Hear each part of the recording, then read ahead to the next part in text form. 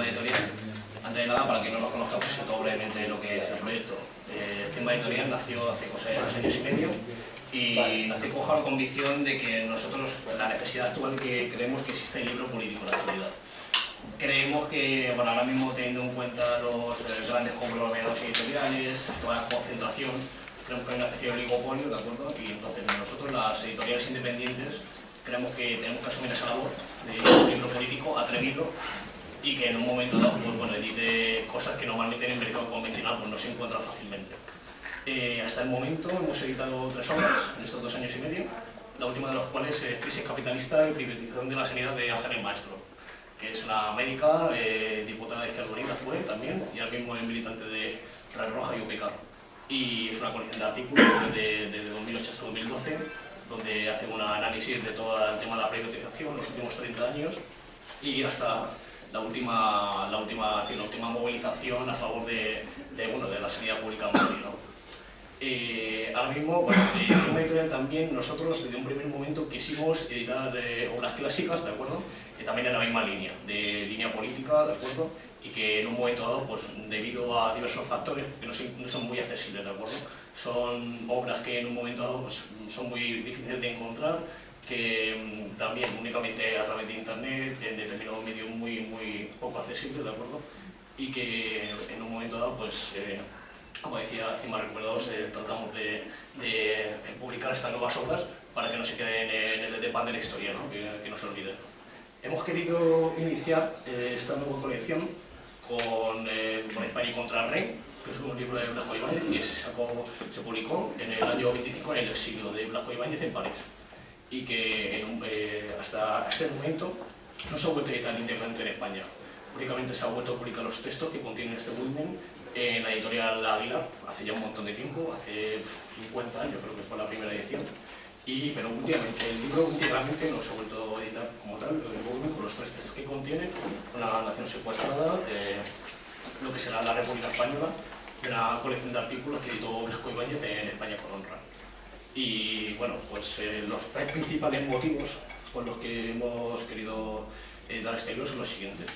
Lo primero de todo, Blasco Ibáñez fue, aparte de un excelente novelista, fue una persona muy comprometida, con un compromiso político muy profundo, y que, bueno, aparte, en Valencia fue una figura muy importante, que en toda su figura se desarrolló toda la figura del blasquismo, que abundarás en ello en la intervención. Aparte también, por España contra el Rey, aparte de ser un alegato en contra de la monarquía alfonsina, fue un libro que fue un alegato a favor de la República, que incluye en un momento dado, un alegato a favor de la República, en el cual no solo es una apuesta por la República como forma de gobierno, sino como involucración de toda la conjunto de la sociedad, en particular de la clase trabajadora, que siempre ha sido un sujeto olvidado por parte de la historia, fundamentalmente por todas las élites, la monarquía, aristocracia, iglesia, el gran capital también, todos los grandes industriales, pues han patrimonializado ese concepto de España y prácticamente no han dejado existir otro concepto de España que no sea este, ¿de acuerdo? Y precisamente por ese motivo también, y el tercer motivo fundamentalmente, como comentábamos, que es el motivo de la colección que vamos a esperar, es que es un libro que es prácticamente inaccesible, solo se encuentra por libro en sitios, en librerías prácticamente, que es un fetiche únicamente para bibliófilos y para, en fin, para coleccionistas. Y lo que queremos es recuperar el sentido, la esencia que transmitió Blasco Ibáñez en el 25 y que a día de hoy sigue estando completamente vigente. Como decía, la República la exaltación de la República que hace Blasco en este volumen es, ante todo, la reivindicación de la involucración de toda la sociedad y sobre todo de la clase trabajadora. Y fundamentalmente una reivindicación del espacio público y de todo lo público, que ahora mismo pues, es muy necesario hacer esa reivindicación, sanidad pública, educación pública y que la República en la exaltación de todo ello. Y bueno, sin más prolegómenos, como se suele decir, te doy la palabra, Carlos. Pues muchas gracias, buenas tardes. En primer lugar, gracias por asistir a esta presentación. Para mí ha sido un honor, un inmenso honor, escribir el prólogo a este libro de Blasco Ibáñez. Primero, pues porque, como ya se ha dicho aquí, Blasco Ibáñez fue un escritor magnífico, ¿no? Ha hecho toda su producción literaria. Yo siempre me gusta destacar algunos títulos, especialmente me gusta La araña negra, ¿no? Pero bueno, toda su obra tiene una gran calidad. De hecho, algunas de sus obras fueron llevadas a la pantalla, ¿no? Y además de ser un grandísimo escritor, es que fue un insigne republicano, uno de esos republicanos que ha dejado una huella muy importante en la historia de España y en la historia del republicanismo. Por eso, cuando la editorial me planteó, ¿no?, sus responsables que hiciera el prólogo, pues yo acepté inmediatamente y para mí ha sido realmente un placer y un honor. El libro que escribe Blasco Ibáñez, En el exilio, en la dictadura de Primo de Rivera, es un alegato contra la dictadura, pero fundamentalmente es un alegato contra la monarquía de Alfonso XIII. Por supuesto que él denuncia la situación de arbitrariedad de la dictadura de Primo de Rivera, la dictadura que se implanta en septiembre del año 23, pero fundamentalmente su ataque va dirigido a la figura de la corona, del rey. ¿Por qué? Pues porque realmente no hubiera habido dictadura de Primo de Rivera si no hubiera sido con el apoyo explícito, con el beneplácito de Alfonso XIII. Por una razón muy sencilla, porque según la Constitución de 1876, el rey Alfonso XIII era el jefe de las Fuerzas Armadas y por lo tanto era el superior directo del general Primo de Rivera. Entonces, si Alfonso XIII lo hubiera desautorizado, no hubiera habido dictadura. Pero claro, no le desautorizó porque la dictadura era un poco la solución para la monarquía de los muchos problemas que en esos momentos había. Es decir, Primo de Rivera dio el golpe de Estado para salvar el trono y el orden político representado por la monarquía. Y entonces tendríamos que hacer un poco de historia de cómo se llegó a la dictadura de Primo de Rivera. Pues se llegó por la degradación, por la desintegración de lo que se denomina en historia el sistema político de la Restauración. La Restauración es un sistema político que se diseña en 1875 por un político llamado Antonio Canoval del Castillo y es un sistema que se apoya o se sustenta en 4 pilares, ¿no? Tenemos que es como una mesa con 4 patas. Uno de esos pilares es la Constitución de 1876, que es una constitución bastante conservadora, inspirada en la de 1845. El segundo pilar es la propia monarquía, la propia corona, que es un pilar fundamental porque, por las atribuciones que le da la Constitución, las atribuciones enormes, de hecho el rey es un poco el árbitro de la vida política. El tercer pilar es el ejército, que después hablaremos, y el cuarto pilar es el bipartidismo, algo que os suena, ¿verdad? Y que ya lo veremos después. Había 2 partidos, que eran el conservador y el liberal, el conservador encabezado por Antonio Canoval del Castillo, el que diseña el sistema, y el partido liberal encabezado por Sagasta, Praxe de Sagasta. Y entonces estos 2 señores se pusieron de acuerdo pues, para turnarse, digamos, pacíficamente en el poder. ¿Cómo? Falsificando las elecciones, pero de forma sistemática. Conservadores y liberales estuvieron alternando en el poder desde 1875 hasta 1923.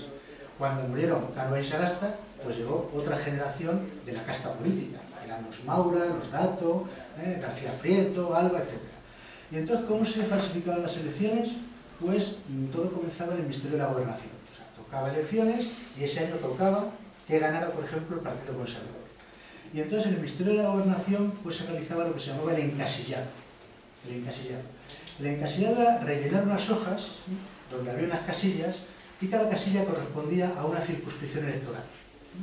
Entonces se iba rellenando, digamos, las casillas con los diputados que tenían que salir previamente a las elecciones. Es decir, toca que gane el Partido Conservador. El Partido Conservador pues tiene que sacar 200 y pico diputados. Y entonces se iban rellenando las casillas con los nombres de los diputados. A los liberales que les tocaba en esa ocasión estar en la oposición, pues también obtenían un número, a lo mejor 50 o 60, y se rellenaban las casillas. Incluso se dejaba algunos a los republicanos, para que parecieran demócratas. Y este era el sistema del encasillado. Una vez que estaban rellenadas las casillas, las hojas respectivas, se mandaba a los gobernadores civiles de cada provincia. Y los gobernadores civiles tenían que asegurarse de que efectivamente en su provincia salieran los diputados que venían en las casillas. Y en la base de todo, pues estaban los caciques. Los caciques eran personas notables, generalmente pues propietarios, o personas influyentes, abogados, médicos, algunos farmacéuticos, ¿no? Y ellos eran los que tenían que, digamos, en la práctica, cuando llegaba el día de las elecciones, asegurar que el candidato que se había venido ya diseñado desde arriba salía. ¿Cómo se hacía? Pues de muchas maneras. Teniendo en cuenta que España era un país agrario, en 1875, pues había un control del mercado de trabajo. Es decir, el que no votaba, por ejemplo, en Andalucía, en Extremadura, y que la mayoría de los jornaleros trabajaban en grandes fincas, pues el que no votaba al candidato que decía el cacique, eso suponía que al día siguiente no tenías trabajo, no te contrataban, con lo cual el mercado de trabajo era fundamental. En ocasiones pues eran pequeños favores, ¿no? Pues lo típico, en el sorteo del servicio militar pues había salido elegido un chico, un mozo, ¿no? Llegaba la pobre madre del cacique, qué desgracia, ¿no? Qué desgracia, a mi hijo le ha tocado ir a hacer el servicio militar, que por cierto eran 3 años, y era durísimo.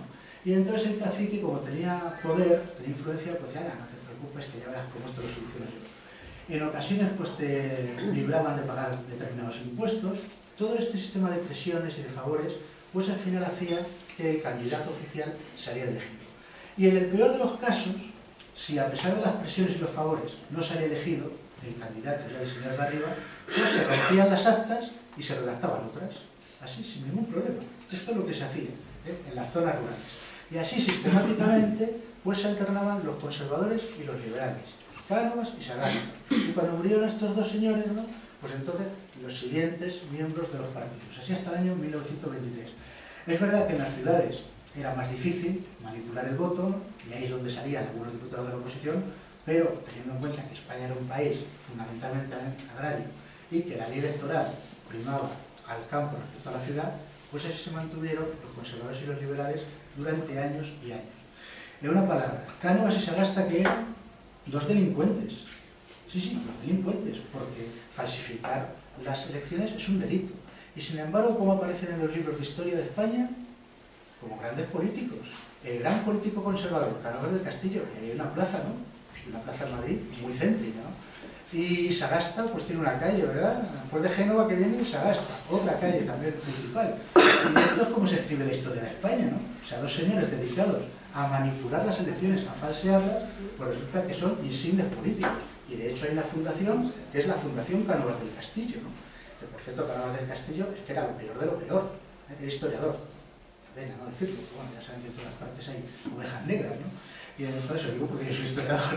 Y entonces Cánovas del Castillo era enemigo del sufragio universal, falsificaba las elecciones, partidario de la esclavitud en Cuba, ¿no? Era una joya, ¿no? Al final le mataron. En el año 97 un anarquista italiano, ¿no? Pues le mató. Estaba Cánovas del Castillo en un balneario, tomando las aguas, como se decía, y en vez de tomar las aguas, pues tomó una dosis de plomo, ¿no?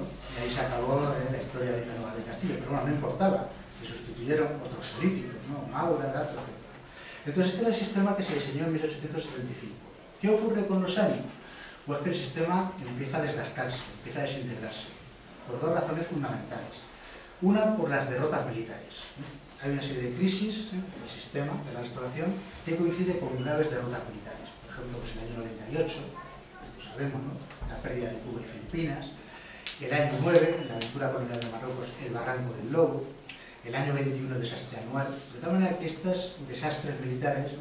Pues van minando el prestigio de la monarquía. Hay que decir de paso que estos desastres militares pues, digamos, se explican porque el ejército español que se diseña en 1875 para el esquema de la restauración es un ejército muy peculiar. Es decir, es un ejército que lo que se llama ejército gendarme o ejército policía. No es un ejército que esté diseñado, digamos, ni estructurado para combatir en una guerra contra un enemigo exterior, sino que está diseñado y planificado para combatir al enemigo interior, es decir, a los obreros y a los campesinos. De tal manera que para combatir a los obreros y los campesinos no es necesario, ¿verdad?, pues grandes academias militares ni un armamento demasiado moderno. Es un ejército que está diseñado para solucionar conflictos sociales, es decir, para salvaguardar el orden político y social que se ha diseñado en 1875. Y claro, cuando se tiene que enfrentar, digamos, pues a un enemigo como fue Estados Unidos, pues ya sabemos lo que hubo, ¿no? Un desastre verdaderamente brutal. No quiero alargarme mucho, pero en la batalla de Santiago de Cuba, ¿no?, donde se enfrenta la flota estadounidense y la flota española, pues allí fue una especie de tiro al blanco. Los barcos españoles salían de la bahía de Santiago de Cuba y los barcos americanos se iban disparando, ¿no?, y hundiendo los barcos españoles. Como en esas atracciones de feria, no sé si habrán visto, ¿no?, que con una escopeta de perdigones, ¿no?, iban saliendo patitos, los tirabas y al final te daban una muñequita. Pues aquí, en vez de tirar patitos, ¿no?, los americanos hundían acorazados españoles. Hay que decir que los españoles, claro, tuvieron muchísimas bajas, los norteamericanos tuvieron un muerto, que fue un marinero que se cayó al agua y se ahogó. Y esto era, sí, eso es así, esto era el ejército español, sí señor. Ya en la guerra colonial de Marruecos pues era terrible, porque todavía, claro, enfrentándose a Estados Unidos, ya, bueno, se podía poner alguna excusa a Estados Unidos, ¿no? Pero claro, con aquellos pobres guerrilleros, ¿no?, marroquíes, pues ahí no había ninguna excusa. Y vinieron de desastres como el Barranco del Lobo, desastres como Anual. Eso por una parte, eso va minando la monarquía, el prestigio de la monarquía. Y después otro factor que es fundamental es la protesta social. España hemos dicho que es un país agrario, pero los años van pasando, el país de alguna manera se va modernizando, aparecen focos industriales, ¿no?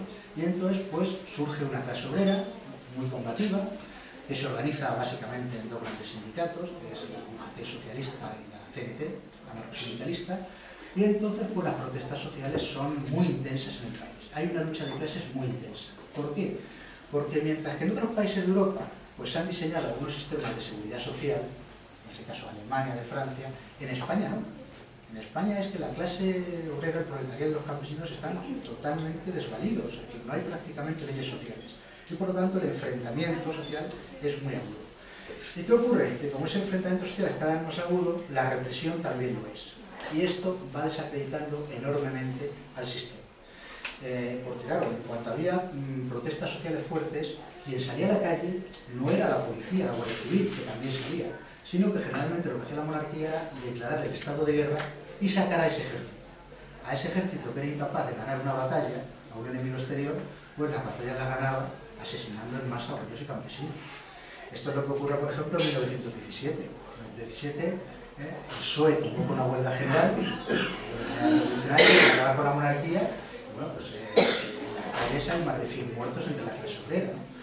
En el año 18 al 20 tenemos una explosión social en el país, producto de condiciones sociales y económicas muy adversas, que se llama el trienio bolchevique, ¿no? Y entonces, ese trienio bolchevique, la represión fue verdaderamente brutal contra los obreros y los campesinos, ¿no?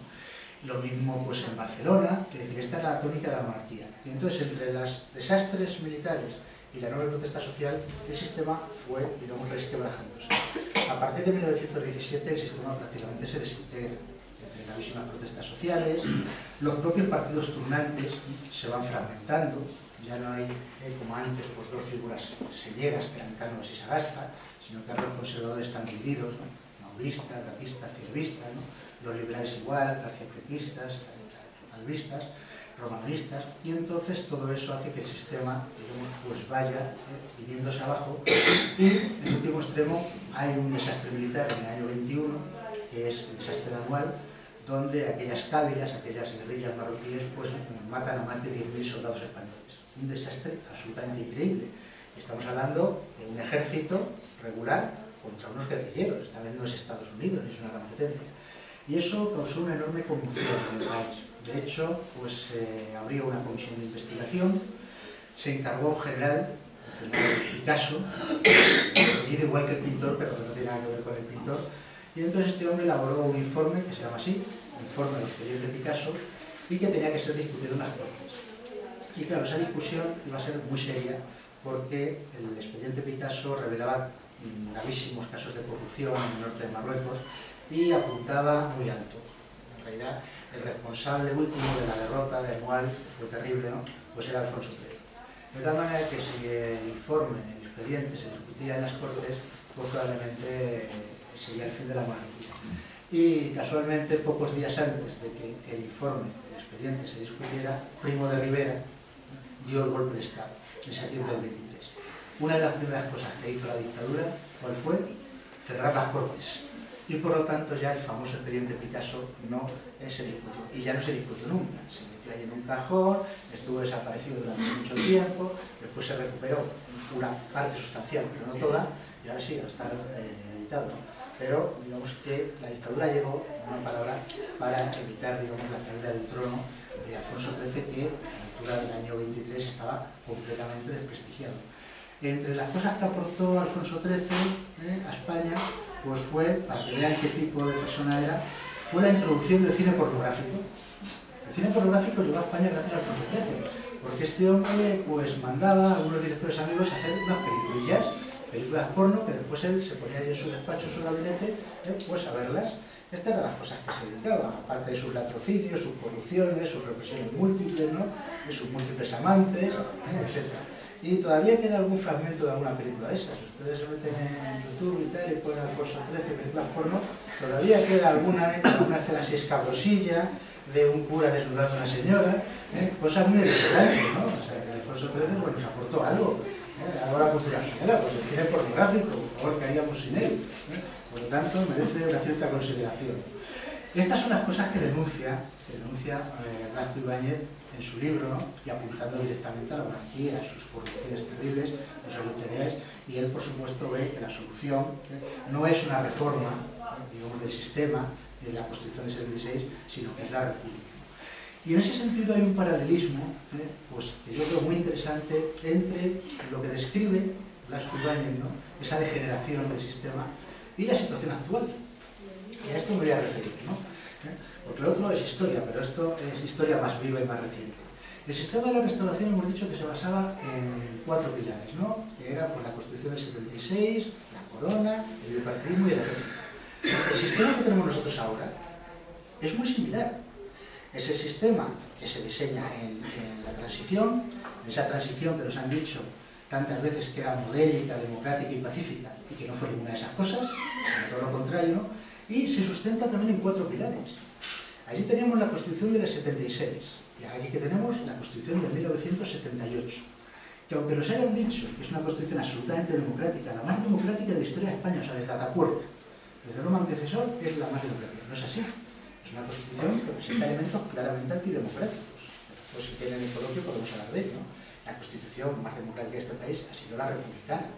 Y no porque lo diga yo, sino que se puede hacer un ejercicio intelectual muy interesante, yo se lo digo a mis alumnos, que se pongan las 2 constituciones una al lado de otra, y por supuesto la republicana a la izquierda y esta a la derecha, ¿no? Y que vayan leyendo simultáneamente los artículos y entonces verán las diferencias que hay, pero no solamente porque una sea monárquica y otra republicana, sino por el contenido, por el tratamiento de temas clave, por ejemplo, el tema del ejército, como está tratado en la Constitución actual y como está tratado en la republicana. Por lo tanto, uno de los pilares sería la Constitución del 78, que no es esa Constitución tan democrática. Otro pilar es la corona. La corona. La corona es un elemento fundamental en el sistema, en este sistema que es la monarquía, es la clave de bóveda que sustenta el sistema. No lo neguemos, Eso es así. Muchas veces nos quieren contar la historia de que el rey no tiene ningún poder, que nos representa. El rey tiene poderes, El rey tiene poderes y poderes muy serios. Sigue siendo el jefe de las Fuerzas Armadas, igual que la Constitución del año 76. Es lo mismo, nada más que estamos en 1978. El otro elemento es el ejército. El ejército es un gran desconocido. Se ha hecho todo lo posible para que no sepamos nada, pero el ejército es una casta, pero una casta de verdad. O sea, aquí se habla de la casta política, ahora que podemos hablar tanto de la casta, pero nos hace referencia a la gran casta que tenemos, que es el ejército, del que se sabe muy poco, ¿no? Y sin embargo, tiene una influencia real. Y además, la Constitución le da al ejército unas atribuciones, pero verdaderamente impresionantes. Entre ellas, garantizar el orden territorial y el orden constitucional de España. ¿Qué quiere decir eso? Que si realmente algún territorio, alguna región, alguna nacionalidad, estamos pensando en Cataluña, por ejemplo, quisiera ejercer el derecho a la autodeterminación, el ejército puede intervenir. El ejército puede intervenir. Y eso ya se ha apuntado en la Constitución. Y en cuanto al orden constitucional, lo mismo. Si el ejército es el garante del orden constitucional, quiere decir que si el pueblo español quiere hacer la Constitución republicana, ¿qué hace el ejército? Entonces el ejército es un elemento fundamental, igual que lo era en el sistema de la restauración. Y después el otro elemento es el bipartidismo.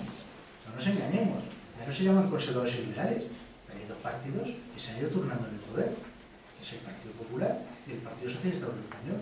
De tal manera que estas cosas que cuenta Blasco Ibáñez en el año 25, ¿no? Y refiriéndose a la monarquía, pues vemos que hay un paralelismo bastante grande, salvando las distancias, no digo que sea lo mismo, pero hay un paralelismo histórico que es lo que hace que este libro sea realmente interesante, porque cuando se va leyendo, no solamente se va leyendo historia, sino que estás viendo una realidad actual.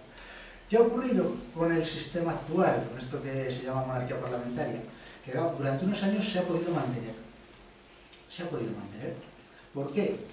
Pues porque ha contado con el apoyo de la derecha y ha contado con el apoyo de la izquierda institucional. Ese fue el pacto de la transición. Y además ha contado con el apoyo de los principales medios de comunicación.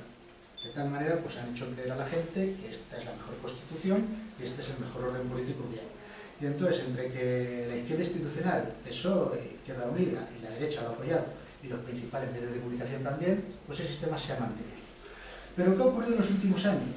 Que el sistema se está agrietando y se está descomponiendo por dos causas, que también las veíamos ahí, que también se ven en lo que nos describe la actualidad. Una es la corrupción, una corrupción estructural.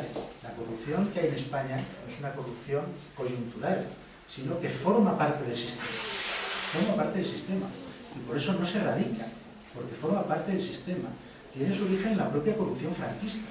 Y como aquí no hubo un corte con el franquismo, pues se han heredado las prácticas del franquismo en muchos aspectos. Entre ellas la corrupción. Entonces la corrupción lo invade todo. Es una corrupción que afecta a los partidos mayoritarios y a algunos que no son tan mayoritarios, que afecta a veces a los sindicatos, que afecta al poder municipal y que afecta a la corona. Y entonces esto, a pesar de que se ha intentado ocultar, ha habido un momento en que esa corrupción no se ha podido ocultar, igual que tampoco se podía ocultar en la época de Alfonso XIII, y los escándalos salen a la luz, a pesar de que había una prensa también que intentaba evitarlo. Y después, el otro elemento que ha hecho que este sistema se esté desintegrando es la situación económica, y los recortes económicos que han llevado a una parte de la población a una situación de desastre social. Esto es lo que ha hecho que realmente pues, el sistema se esté deteriorando y que el bipartidismo, como hemos visto en otras elecciones, se esté viniendo abajo, igual que se venía abajo a partir de 1917 en la época de la Restauración.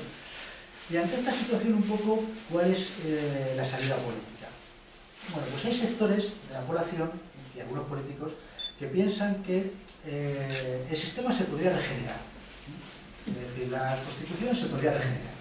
Pero claro, hay que ver qué significa regenerar. Un organismo sano, que enferma, se puede regenerar y se puede curar. Pero todos sabemos que cuando un organismo se gangrena, ¿qué pasa? Que o cortas el órgano, o si no, digamos, el miembro, o si no, el organismo muere. Y esto es lo que ocurre. El sistema que hay, la monarquía que tenemos y la Constitución que tenemos no se puede regenerar. No se puede regenerar. ¿Por qué? Pues porque hunde sus raíces en el fascismo. En el fascismo, es decir, en el sistema franquista. Y entonces lleva el ADN del fascismo. Y lo que lleva el ADN del fascismo, la huella genética, eso no se puede regenerar. Por lo tanto, no puede haber una regeneración democrática ni de la monarquía ni de la Constitución del 78. Esa Constitución del 78 fue obra de la oligarquía, desgraciadamente, de acuerdo con sectores de la izquierda. Fue la obra de la oligarquía. Este sistema representa la oligarquía. Por lo tanto, no hay regeneración posible. Hay otro sector de la opinión pública que, bueno, rechaza la política, simplemente, y culpa a los políticos de todo lo que ocurre. Eso es un error muy grave. No solamente grave, sino peligroso. Porque todos sabemos que todos los políticos no son iguales. Hay unos políticos que sí lo son, pero otros que no. Y ha sido así históricamente. Y entonces, caer en esa postura nihilista de que hay que rechazar la política y que todos los políticos son iguales, es muy peligroso porque abre la vía al fascismo. El fascismo rechaza la política. Y el fascismo, recordemos palabras de José Antonio, ni derecha ni izquierdas. Esto es lo que se viene a decir. Entonces, al rechazar la política, abre una vía a algo mucho más peligroso que lo que tenemos. O sea, que ni se puede regenerar el sistema, ni se trata de rechazar la vía política, ni la vía política, ni, digamos, la política como tal. Sino se trata de otra cosa. Se trata de hacer lo que no se hizo por culpa de la traición de algunos cuando murió Franco, que es una verdadera ruptura. Una verdadera ruptura democrática, que es lo que proponía aquí también Blas Ibáñez en su momento. ¿Cuál es esa ruptura? La proclamación de la República, evidentemente. Es decir, solamente un régimen republicano que represente a otros grupos sociales, a otros sectores sociales, no como el sistema actual que representa la oligarquía, sino una república que represente a la clase obrera, nacional e inmigrante, a sectores de las clases medias, de pequeña y mediana burguesía y de intelectuales, pues esa república puede solucionar los problemas del país. Pero el sistema que tenemos no lo puede solucionar, porque representa un bloque de poder que es el bloque oligárquico. Representa a los grandes empresarios industriales y a la gran banca. Y entonces solamente esa república puede solucionar los problemas. Una república que sí, que tendrá que hacer una reforma fiscal, una república que tendrá que crear tejido industrial, nacional, una república que realmente defienda los servicios públicos, que haga realidad pues, la verdad, justicia y reparación para la víctima del franquismo. Eso solamente, esas cosas solamente van a venir con la república, no nos engañemos. Ese es el discurso que hay que transmitir. Claro, no me quiero extender mucho, pero la república no nos va a caer del cielo, o sea, como el agua. La república hay que construirla. Y hay que construirla mediante la unidad. Es decir, la izquierda tiene una responsabilidad histórica enorme. Y y es que se tiene que unir. Y a nadie se le pide, cuando hablamos de unidad, a nadie se le pide que renuncie a sus ideas, ni a sus programas, ni a su historia, ni a sus siglas, ¿no? Pero la unidad hay que entenderla en el sentido de que hay que dejar a un lado lo que separa, y realmente pues unirnos en torno a lo que tenemos en común. Como se hizo en 1936. En 1936 se formó el Frente Popular. ¿Quiénes estaban en el Frente Popular? Comunistas, socialistas, republicanos de izquierda. ¿Renunciaron a su programa? ¿Renunciaron a su historia? ¿Renunciaron a sus siglas? No. Pero supieron dejar a un lado lo que les separaba y unirse en torno a un programa común. Se convirtieron en un referente para millones de españoles y ganaron las elecciones. Y esto es lo que tiene que hacer la izquierda. Es decir, unirse, formar un bloque popular o un frente popular y convertirse en un referente, digamos, para la población de este país. Una población que está indignada, que está desesperada, pero que está asustada también. Cuando la gente está asustada, se abren también vías peligrosas y el fascismo se abre camino. Y lo hemos visto en Europa en estas elecciones. ¿Quién ha ganado las elecciones en Francia? Un partido, el Frente Nacional. Y esto es peligroso. Y al Frente Nacional no pensemos que le han votado solamente la burguesía. Al Frente Nacional le ha votado la clase obrera, sector de la clase obrera. Y el Frente Nacional ha ganado en lugares donde antes ganaba el Partido Comunista Francés. Eso es así. Entonces, es muy peligroso, digamos, la situación. Y entonces la izquierda tiene que tener una responsabilidad histórica, una lectura de medidas y unirse en torno a ese programa común que, digamos, pueda solucionar los problemas del país. Este país tiene futuro. El país tiene futuro, no hay que caer en la desesperación. Tiene un futuro, y yo creo que un futuro brillante. Tenemos recursos naturales, tenemos recursos económicos, tenemos recursos humanos que se están yendo. Y entonces, lo que está claro es que esos recursos están ahí, pero para que esos recursos se pongan en marcha y que tengamos lo que todos deseamos, que es una vivienda digna, un trabajo digno, educación, sanidad, ¿no? Para eso es necesario una ruptura de, digamos, con el régimen actual. Y por lo tanto, pues proclamar una tercera república que nos devuelva lo que hoy no tenemos, que nos devuelva la dignidad, la justicia social, la libertad y la soberanía nacional. Muchas gracias.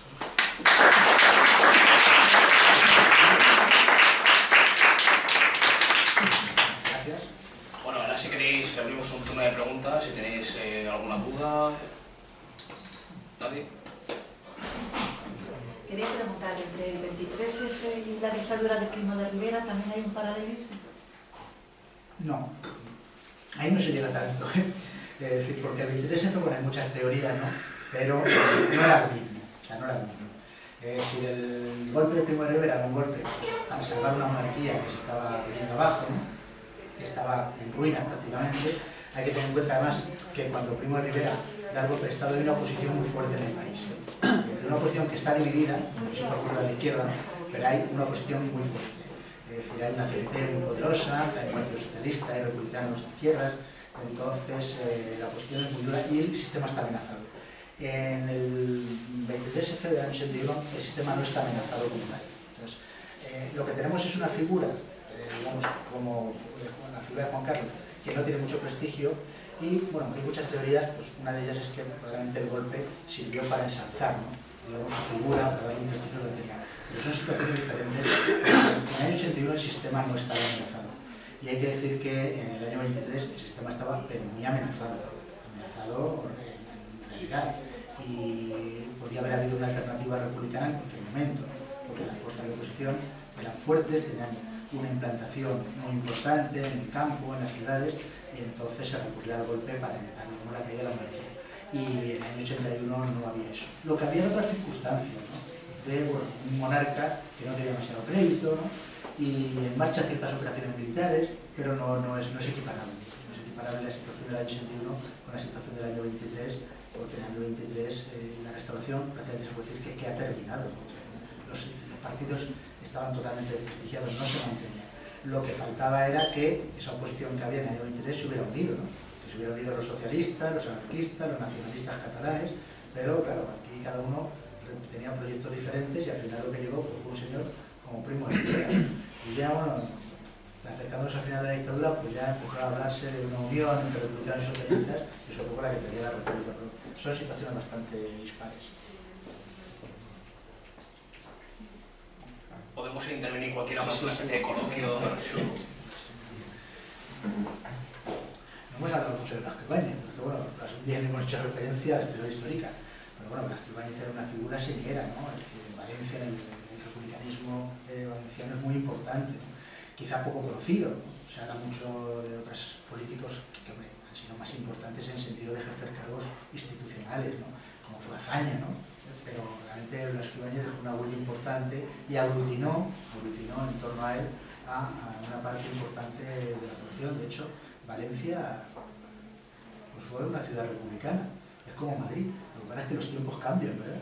Entonces, ¿cuántos años lleva Madrid gobernado por la derecha? ¿Cuántos años lleva Valencia?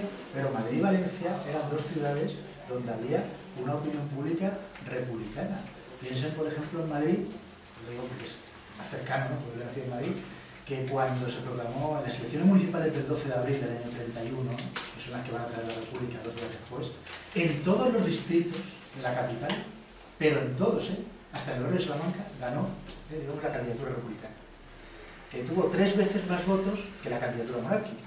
Entonces Madrid es una ciudad republicana, y en Valencia era lo mismo, era una ciudad con un fuerte arraigo del republicanismo, y se arraigó tanto el republicanismo, en buena medida, es debido a la obra de Blasco Ibáñez, que dedicó una buena parte de su vida y de sus energías, ¿no? Pues a la lucha por el republicanismo, que tiene bastante mérito, porque era un hombre que además gozaba de una posición económica muy desahogada, porque era una persona que ganó bastante dinero con sus libros, a diferencia de otros escritores, ¿no? Y de otros intelectuales, que bueno, pues han tenido siempre problemas económicos. Blasco Ibáñez era, digamos, un hombre que tuvo mucho éxito editorial, vendió muchísimos libros. Algunos de sus libros fueron llevados a la pantalla, como Los 4 jinetes del Apocalipsis, y entonces hizo dinero, un hombre acomodado. Y eso no fue ningún obstáculo para que dedicara una gran parte de su dinero y de sus esfuerzos y de su vida pues a poner un partido republicano en pie en Valencia. O sea que el republicanismo valenciano le debe mucho, aunque quizás no sea una figura tan conocida como los políticos, ¿no? Que eso sí, como Azaña, porque han nombrado cargos institucionales. Pero realmente en la historia del republicanismo español figura con letras de oro pues Blasco Ibáñez, que une las dos cosas, ¿no? Un grandísimo escritor y un grandísimo republicano. Esos intelectuales, necesitamos intelectuales de ese tipo, es decir, no los que tenemos ahora. Los que tenemos ahora, bueno, no sé, los llamarlos intelectuales, pues llamarles algo, ¿no? Pero realmente aquellos intelectuales de los años 20 y 30 que contribuyeron tanto a la llegada de la República, esos son los verdaderos intelectuales, ¿no? Gente como Machado, como Blasco Ibáñez, como Azaña, esos son los grandes intelectuales que todos saben cómo terminaron, ¿no? Durante la guerra y después de la guerra. Sí, es una cosa. Muy breve. Yo creo que es un acierto yo daros la enhorabuena por el libro, porque creo que a pesar de que las novelas han tenido mucha difusión, sus escritos han tenido menos. Yo compré de casualidad de la Costa Moyano una recopilación de sus artículos contra la restauración, que es magnífico. Y claro, era aportar una pequeña reflexión mía. Primero, que yo creo que se han preocupado mucho de que no se conozcan sus opiniones, que las vertía, hombre, se traducen en sus novelas, pero sobre sus artículos. Y creo que además fue muy prolífico. Pero una cosa que se destila de su, incluso de su vida, es una, digamos, circunstancia, es su desánimo como diputado, que en lo que tú decías, las 4 patas, era lo que él aportaba como reflexión, la dificultad tremenda de cambiar la situación desde dentro. Y él hablaba, si no hay un gran, en aquellos tiempos, el movimiento ciudadano era, digamos, escaso, pero si la sociedad, no solo las instituciones, no se mueve, no habrá cambio. Y él se llega a desanimar de tal manera que, aprovechando cuando lo echan, que lo exilian a Francia, pues él aprovecha su experiencia argentina y mil cosas, ¿no? Pero yo creo que esa es una circunstancia que yo creo que a veces, y en tu intervención, yo no sé, no se va a decir todo, ¿no? Pero yo creo que en la época que él lo deja, hay un hecho que no porque lo haga el Partido Socialista, pero de alguna manera, cuando el Partido Socialista acuerda participar en el tema republicano, cambia un poco la situación en España, en el sentido de que, más allá del acuerdo republicano-socialista, más allá de que ellos en aquellos momentos, con todos los cambios que había, pero fue una aportación que empezó a pulular por el movimiento obrero, por la clase obrera, la idea del republicanismo, que en otros tiempos era de élites, de intelectuales y tal. Yo creo que ese es un detalle que a mí me parece.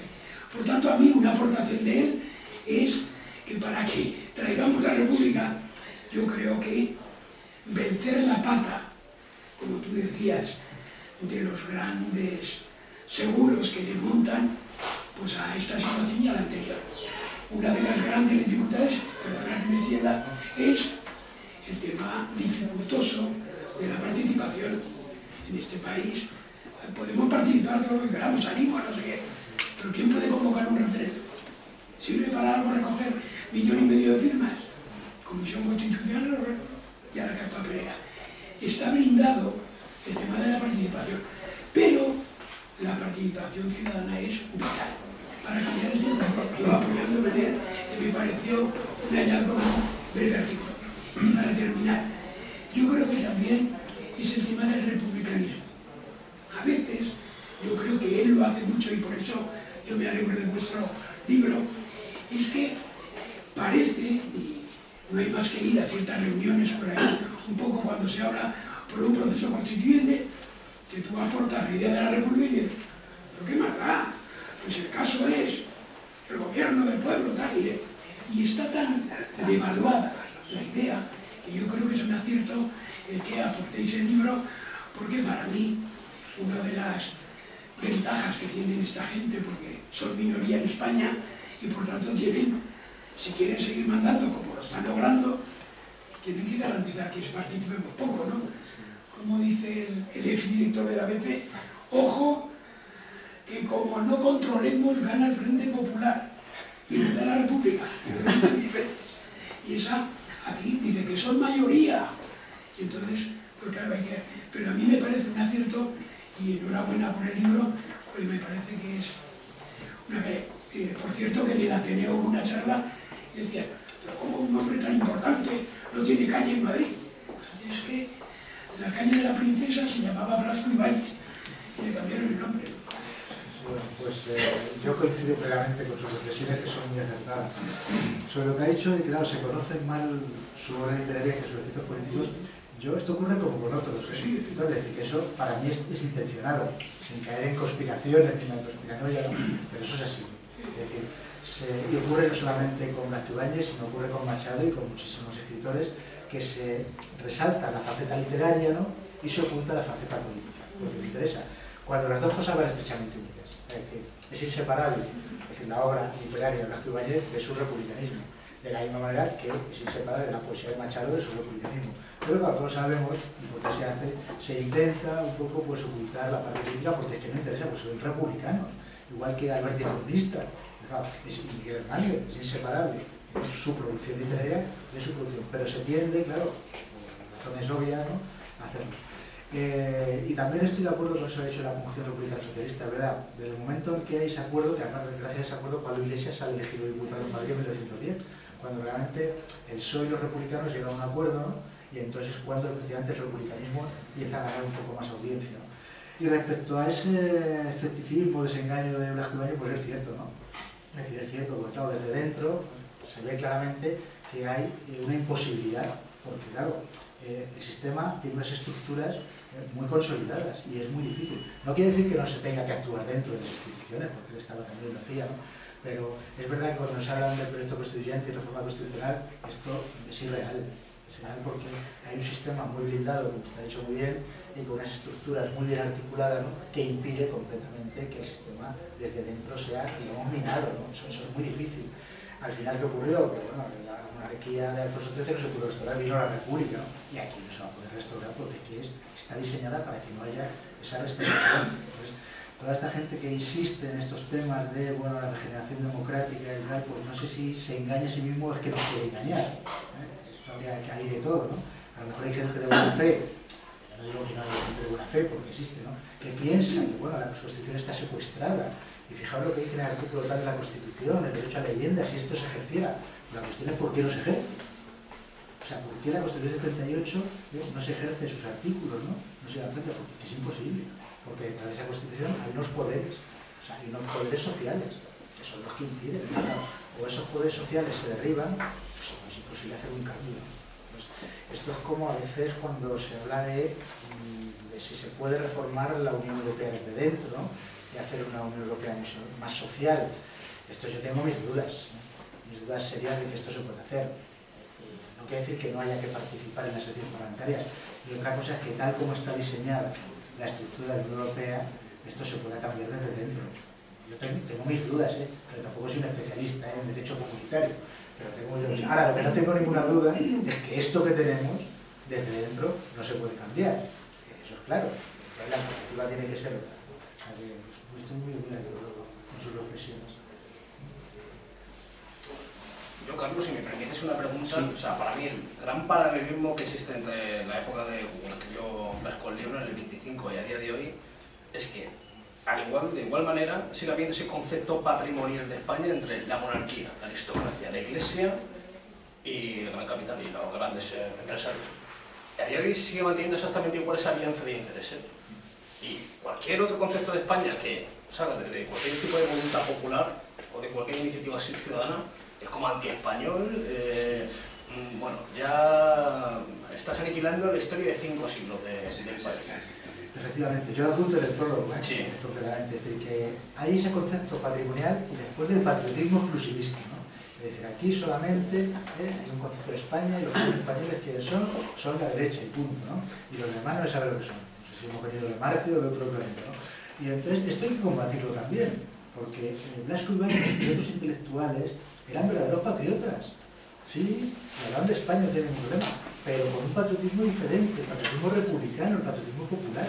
Pues aquí cuando continuamente, digamos, la derecha habla de España y intenta monopolizar con toda España, despreciando a la izquierda, ¿no? Pues hay que decir que aquí los grandes políticos republicanos, los grandes intelectuales republicanos, eran todos, pero muy patriotas. Ahora, ¿en qué sentido hablamos de patriotismo? No en el sentido de la derecha, ¿no? Ya sabemos lo que tiene el patriotismo, ¿no? Bancos suizos, etcétera, sino en un sentido diferente, en un patriotismo popular, donde realmente la patria fuera realmente del pueblo. Hay una frase de Machado que a mí me encanta, ¿no? Que dice más o menos así, a ver si la recuerdo, dice que los señoritos hablan de patria y la venden en los momentos decisivos, ¿no? Y que el pueblo calladamente la rescata. Y esto es así. Es decir, Blasco Ibáñez, ¿de qué se le acusó? De ser un antipatriota, ¿no? Pues no, señor, era muy patriota. Lo que pasa es que entendiendo el patriotismo de otra manera, entendiendo el patriotismo en el sentido de que el pueblo participe de verdad en la vida pública. El patriotismo de la derecha, ¿qué quiere que le diga? No es patriotismo, es el sentido patrimonial, es de que esto es una finca. Entonces ya, claro, esto es una finca y la gestionan ellos. En la finca hay una bandera que guarda, ¿no? Y entonces hay un patriotismo republicano que viene desde 1808 y que además ha sido el que ha protagonizado las gestas más importantes, digamos, de la historia de nuestro país. ¿O es que no eran patriotas los que defendieron Madrid en el año 36 frente a los fascistas? O, digamos, los que derrocaron a Isabel II y trajeron aquí el sistema democrático en ese seno. Eso es el verdadero patriotismo, ¿no? Y es el patriotismo del que se hace eco de Blasco Ibáñez y otros intelectuales. Un patriotismo de vena popular, que aparece además en sus novelas en muchos momentos, igual que aparece en la poesía de Miguel Hernández, de Machado. Para mí esos son los verdaderos patriotas, O sea, el patriotismo de la derecha no es patriotismo, es patrimonialismo, es otra cosa, son intereses económicos puros y duros. Lo que pasa es que, bueno, medios de comunicación poderosos han expandido un poco la idea de que el patriotismo es monopolio de unos grupos sociales y que poco menos que la izquierda, pues no tiene nada que ver. Y a veces la izquierda ha caído en ese error, A veces la izquierda ha caído en ese error. Bueno, no hablemos de España porque España es como solo los de derecha y tal, ¿no? Y no, o sea, todos estos intelectuales hablaban claramente de España y no tenían ningún reparo, ¿no? Sin embargo, la izquierda tiene a veces como un reparo, ¿no? Es decir, no, España no, el Estado. El complejo, ¿no? Complejo, sí. Entonces, y no hay que tener ningún complejo, ¿no? Es decir, que ellos no lo tenían, Blasco Ibáñez no lo tenía, se sentía más español que nadie, porque es que lo era, ¿no? Hazaña, pues otro largo caballero, la pasionaria, que continuamente hablaban de España, ¿no? Y entonces ahí sí ese complejo yo creo que hay que quitárselo de encima porque, digamos, que es contraproducente. Dejamos ese tema, que es importante, en manos de la derecha. Y creo que eso habría que combatirlo. Junto con la reflexión, me gustaría apuntarla, que es que tal vez hubo hay un libro que se titula así, La dejación de España, que tal vez lo que ocurre es eso, ¿no? O sea, el patriotismo deviene nacionalismo, pero bueno, el término de patriota, las ideas patrióticas hunde las raíces en Roma, mientras el nacionalismo en Alemania, ¿no? Entonces, tras 40 años de nacionalismo, de volcar el poder, la derecha, volcarse sobre la idea del Estado, se subvierte, o sea, realmente yo creo que ahora mismo no hay el patriotismo en ninguna parte del Estado español. Es todo nacionalismo, y el patriotismo nadie quiere, o sea, la izquierda no quiere verse tocada por la bandera, pero es que Cataluña y el País Vasco tampoco es patriotismo, es también nacionalismo. O sea, ya el Volksgeist ha absorbido todo el discurso patriótico. Porque yo recuerdo la generación del 98 y bueno, son patriotas de diferentes colores. Tras 40 años, yo creo que el patriotismo quedó aniquilado. O sea, el republicanismo también tiene sus raíces en el patriotismo. El patriotismo es en el sentido romano, no alemán. Y ahora ha quedado todo aniquilado bajo la idea del nacionalismo. Nacionalismo de derechas, de izquierdas, y el resto de los españoles, si te quieres acercar a la izquierda, tienes que dejar de lado la idea de territorio, de tradiciones, de país. Sí, es que a los 40 años de franquismo hicieron mucho daño, claro, porque fue la apropiación de la palabra España y de ese símbolo por parte del franquismo. Entonces, claro, eso es lo que la izquierda rechaza, ese complejo, ¿no? Es que, bueno, si hablo de España, pues es casi franquista, ¿no? Entonces, esos 40 años de que no fue de patriotismo, que fue de franquismo, ha hecho mucho daño, ¿no? Y la izquierda todavía tiene como esa rémora, ¿no? De hablar de patriotismo, de hablar de España, que tiene que ir quitándosela porque no tiene ningún sentido. Claro, la historia pesa mucho, ¿no? Pero yo creo que ya han pasado años y que tenemos que reivindicar ese patriotismo del 98, ese patriotismo de tantos intelectuales y de tantos republicanos, que eran por encima de todo, eran españoles, reivindicaban el 2 de mayo, reivindicaban nuestra literatura, reivindicaban los clásicos. Curiosamente, todos esos que hablan de España y de España, prácticamente, son los que menos valoran a los clásicos, los que no se han leído nunca a Cervantes ni a Calderón, y los que serían capaces de derribar la Catedral de León para hacer un bloque de apartamentos. Sí, eso lo harían. Lo hacemos de Miguel Hernández. Y sin embargo, digamos, todas estas antipatriotas, entre comillas, son los que han defendido realmente la historia del país y el patrimonio cultural del país, ¿no? Entonces, para que, claro, efectivamente, los 40 años del fascismo pesan mucho sobre. Este complejo, yo, el otro día pasando por Rivas, yo creo que, o sea, en Rivas, pues, vamos a decir, y las pintadas que se ven son castellanistas. O sea, la idea de España es algo a desechar por la izquierda, entonces son izquierda, por Rivas, socialista y castellanista. Pues eso ya desvaríos, ¿eh? Sí, bueno, pero los desvaríos... Sí, que son, sí, pero que sí, reflejan la realidad. Reflejan la realidad. Sí, pero sí, es cierto. Es una pena, pero habrá que recuperar esa idea, ¿no? La patria republicana está ahí pendiente, es una asignatura pendiente. Y hablar sin complejos de esos temas, ¿no? Porque, claro, siempre estos subterfugios, el Estado español, ¿no? Porque parece que no se quiere decir la palabra, ¿no? Entonces, me parece un error. Yo creo que a partir de la transición, como el republicanismo estuvo 40 años absolutamente aniquilado, por 40 años de dictadura fascista, pues a partir de ese momento ya hubo una serie de explosiones culturales populares, evidentemente en Cataluña, País Vasco, por supuesto, en Galicia, en Andalucía también, por supuesto.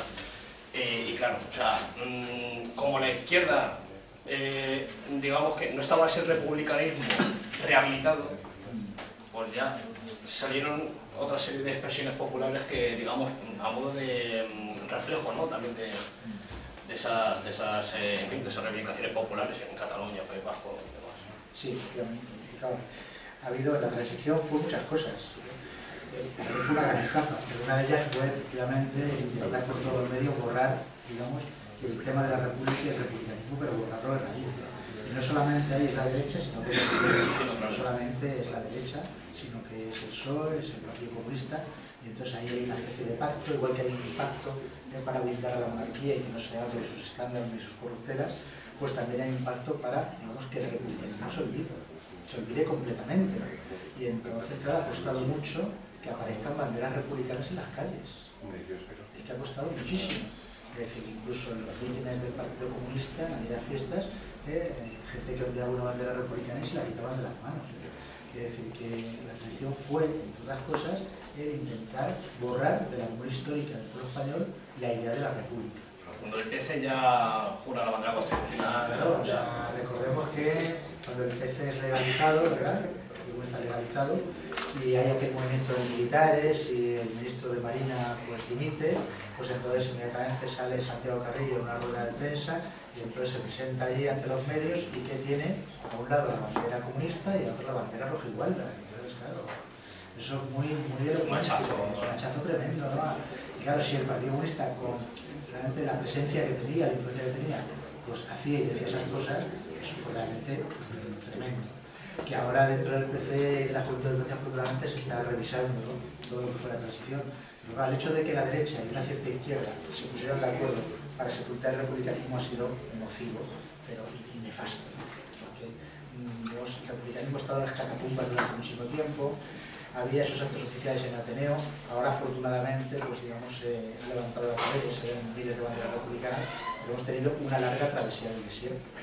Y todavía mucha gente pues le dice república, dice, bueno, sí, república bien y tal, pero nos trajo la guerra civil. Eso van asociando las dos cosas, y eso es intencionado. Es decir, república y guerra civil van asociadas en la idea de mucha gente. De mucha gente que sí, todo lo que quieras, pero al final llegó la guerra. Cuando sabemos que república y guerra no son lo mismo, y pues sabemos quién provocó la guerra, ¿no? Pero se ha creado, digamos, esa idea general de que la república sí, fue muy bien, fíjate las reformas que hizo, pero al final, ¿qué ocurrió? Llegó la guerra. Y esto tiene que ser combatido, pero claro, cuesta mucho. Una de las cosas que también se ha hecho en la transición es olvidar la historia y enseñar la historia de una manera distorsionada. Entonces, bueno, hay muchos libros de historia, ¿verdad?, en las librerías, después de la muerte de Franco, una especie de eclosión, digamos, como una primavera de libros de historia, pero la cuestión es qué tipo de historia se enseña, ¿no? Y sobre todo, por ejemplo, qué tipo de historia se enseña en los institutos y en las generaciones más jóvenes. Y si nosotros cogemos cómo se enseña la transición y cómo se enseña un poco la guerra y tal, pues esos libros dejan mucho que desear, pero mucho que desear. Y entonces eso sí que ha sido intencionado, y eso es intencionado, evidentemente, o sea, eso no es una cosa que realmente se le ocurra a los editoriales, eso es intencionado. Igual que en ese intento, y no quiero alargarlo mucho más, en ese intento de acabar con el republicanismo y de evitar que el republicanismo tuviera una presencia en las Cortes, en las primeras elecciones que hubo, esas elecciones tan absolutamente democráticas del 15 de junio del 77, donde se había la Constitución, los partidos republicanos no pudieron presentarse. No pudieron presentarse. Y se nos quiere hacer creer que esas elecciones fueron las más democráticas. Las elecciones más democráticas en 40 años. No, fueron las primeras elecciones. Pero es significativo que los partidos que defendían expresamente la República no pudieron presentarse. En otros casos, como el Partido Comunista de España, marxista-leninista, tampoco pudo presentarse porque estaba ilegalizado y defendía la República. Entonces, no se quiso en ningún momento que hubiera una voz republicana en aquellas Cortes que tenían que hacer la Constitución. Ni una. Y es lo que pasaba en las elecciones de la Restauración. En las primeras elecciones que hubo en la Restauración, después de derrocar la Primera República, después de las primeras elecciones del año 75, solo aparece un republicano en las Cortes, cuando realmente 2 años antes había habido un sistema republicano. Pues esto lo creía, ¿no? Entonces, por eso también es otro paralelismo, ¿no? El intento de la Restauración de acallar las voces republicanas, que hubo un momento en que no se pudieron acallar, y el intento que ha habido aquí de acallar por todos los medios las voces republicanas y de cristianas. O sea que nos queda una tarea por delante larga y ardua, pero tenemos que tomar como ejemplo a Blasco Ibáñez. A pesar de su desánimo a veces, siempre mantuvo su reivindicación y bien alto la bandera republicana. Eso es lo que tenemos que hacer nosotros en la medida de nuestras posibilidades. Bueno, ¿alguna pregunta más? Sí, pero es que además son indignos, ¿no? Porque la alcaldía de Valencia, con la reforma esta que quiso hacer, con esa gran avenida que quería hacer al mar para abrir la ciudad, que destruía un barrio de pescadores, le quiso poner Avenida Blasco Ibáñez. No sé si al final ha quedado. ¿Quién se sabe esto? La verdad que no lo sé, sí, pues, pero sabéis que es así, ¿no? Sí, sí, claro. Sí, Avenida Blasco Ibáñez. Algo que es un plan urbanístico que destroza una ciudad. ¿Sabes? Que era lo que amaba Blasco Ibáñez, el mar. todo lo mediterráneo. Eso es más grave aún, apropiarse de símbolos. Y de símbolos para poner. Y yo pensé que los herederos iban a saltar o decir algo, ¿no? Pues, que claro, esto, ponérselo así, decirlo así y quedarse tan... A mí me produjo un choque. Sí, porque era pasar la rosa, era con una tradición enorme. Sí, utilizando un nombre que lo amaba eso tan especialmente. Pero eso es que... Bueno, sí, sí, estamos en el siglo XXI, ¿no? La República hace ya muchos años y tal. ¿Qué República hoy en día, porque hay muchos partidos, organizaciones republicanas y tal, tiene algún sentido hoy que haya tantas organizaciones que no busquen la unidad para hacer un frente republicano por la ruptura, etcétera, etcétera? Bueno, eso es una tragedia que hemos comentado antes, ¿no? Que la izquierda no está a la altura de las circunstancias, entonces tiene que asumir una responsabilidad. Hay ahora una serie de grupos que hablan de república, pero no logran llegar a la unidad. Eso es un error muy grave y hay que elaborar por unidad. Y en cuanto a qué tipo de república, pues evidentemente la república tiene apellidos, esto es evidente. Es decir, la república no es solamente el cambio de la jefatura del Estado, es decir, quitamos a este señor llamado Juan Carlos y ponemos a un presidente, ¿no? Sino que hay que ir a un tipo de república concreta. En mi caso, ¿no? Pues yo hablo y mi organización habla de una república de trabajadores de toda clase y federal. Es decir, cuando decimos una república de trabajadores de toda clase, es decir, que sea una república que exprese los intereses de un bloque de poder diferente, que es lo que hemos comentado antes, ¿no? Que sea una república que represente los intereses de la clase obrera, clases medias, pequeña y mediana burguesía, intelectuales, que sea capaz de crear un nuevo bloque de poder frente al bloque oligárquico y llevar a cabo una serie de medidas económicas y sociales que ahora mismo son imposibles de llevar porque quien gobierna la oligarquía. Y una república federal porque, sinceramente, ¿no? Esa es mi opinión, mi modesta opinión, creo que la cuestión nacional que hay en este país, en España, ¿no? Desde hace mucho tiempo, ¿no? Solamente podría solucionarse y tener cabida en un sistema federal. Un sistema federal. Es decir, un sistema que permitiese que las nacionalidades y los pueblos de España, que son distintos, porque eso es así, se sintieran cómodos dentro, digamos, de esa estructura federal. Entonces, esa es la república, digamos, que yo veo como una república que logre una alternativa política. El por qué las organizaciones de izquierda no se unen, pues aquí, digamos, tendríamos que entrar en un debate muy largo, ¿no? Es decir, la izquierda ha estado separada, dividida, ya en el franquismo, después en la transición, y entonces pues tiene un legado, ¿no? Que hay que superar. Entonces, a veces por personalismos, en muchos casos por personalismo, no por las diferencias, pues no se logra unir. Yo creo que con los resultados que ha habido, ¿verdad?, en las elecciones al Parlamento Europeo, se abre una vía, digamos, de esperanza, ¿no? Ya veremos si esa vía se concreta o fructifica o no. Pero efectivamente, viendo que yo creo que hay ya gente de la izquierda que ve claramente que si se unieran unas organizaciones sí que podría haber una alternativa. Porque quizás hasta ahora, quizás no se ha visto, ¿no? Pero el resultado que ha tenido Izquierda Unida, el resultado de Podemos, quizá está haciendo reflexionar a esos dirigentes que ahora quizá ven que puede estar más cerca una alternativa real. De todas formas, ya veremos a dónde conduce todo esto, ¿no? Porque sigue habiendo intereses muy concretos, ¿no? Hay gente que habla de república un poco por hablar de república, por quedar bien, ¿eh? Claro, hay que hablar de república, claro, ya la república está presente, pero que no tienen una verdadera conciencia republicana ni quieren realmente la república. Hablan de república de cara a sus bases, para un poco tranquilizarla y contentarla, ¿no? Entonces nos queda un camino, digamos, para lograr la unidad, que hay que recorrerlo y rápidamente, porque las elecciones de 2015 están ahí ya, va a haber elecciones municipales, autonómicas y generales. La izquierda tiene que asumir su responsabilidad histórica y darse cuenta de una cosa. Es decir, la oligarquía nos ha declarado la guerra. Nos ha declarado la guerra. La oligarquía española ha declarado la guerra al pueblo español. Como lo hizo en el año 36. En aquella época empleaba bombardeos y artillería. Ahora emplea el boletín oficial del Estado. Pero el resultado es igual. Es decir, si realmente no frenamos a la oligarquía y no damos una alternativa, la situación va a ser catastrófica. Porque lo que pretende esta gente, cuando digo esta gente, digo el Partido Popular y digo la oligarquía, es implantar un modelo económico, social y de relaciones laborales completamente diferente al que tenemos. Hay mucha gente que no es consciente de esto. Mucha gente que piensa, bueno, cuando pase la crisis ya recuperaremos las pensiones. Cuando pase la crisis, las tasas de la universidad volverán a los niveles que tenían antes. No, es que no va a ser así.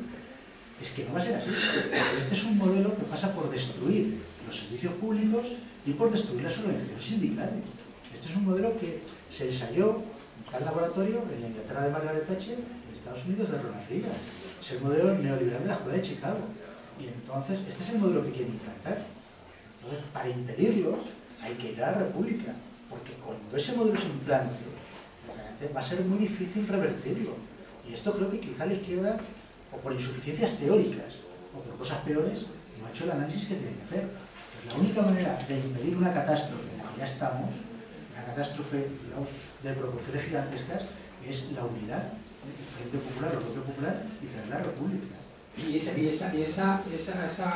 que hablas, ¿no es lo que ha hecho Izquierda Republicana en Cataluña? Esa cohesión no es lo que ha hecho Izquierda Republicana. ¿Puede parecerse a eso? Puede parecerse un poco, ¿no? Pues lo que pasa es pero no tiene que ser a una escala local, tiene que ser a una escala... Pero claro, sí, bueno. es el golpe, ¿no? Sí, yo creo que se están dando pasos. Es un golpe. Pero sí, pero también es triste que en esta situación se hayan presentado tantísimas candidaturas, teóricamente izquierdas, al Parlamento Europeo. Desde que cuando realmente tenía que haber habido más unidad, lo que hemos visto es que la izquierda se ha disgregado. ¿Cuántas candidaturas había, teóricamente de izquierdas?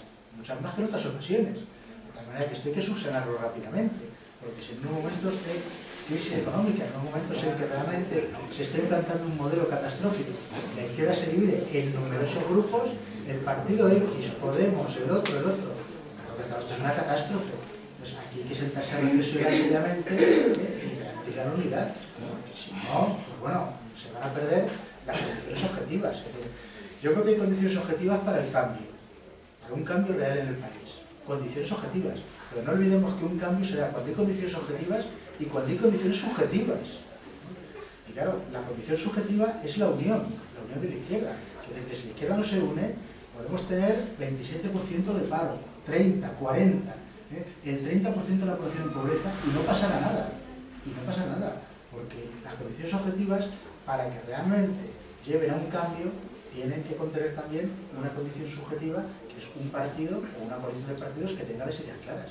Y yo espero que de lo que ha salido en las elecciones del Parlamento Europeo pues se haga una reflexión profunda y se logre una unidad. Si no, realmente la izquierda va a tener un fracaso histórico realmente terrible. Y no solamente un fracaso, sino una responsabilidad que tiene que asumir. Una responsabilidad histórica que no está asumiendo. Bueno, pues nada, muchas gracias a todos y nada. Bueno, pues muchísimas gracias a todos.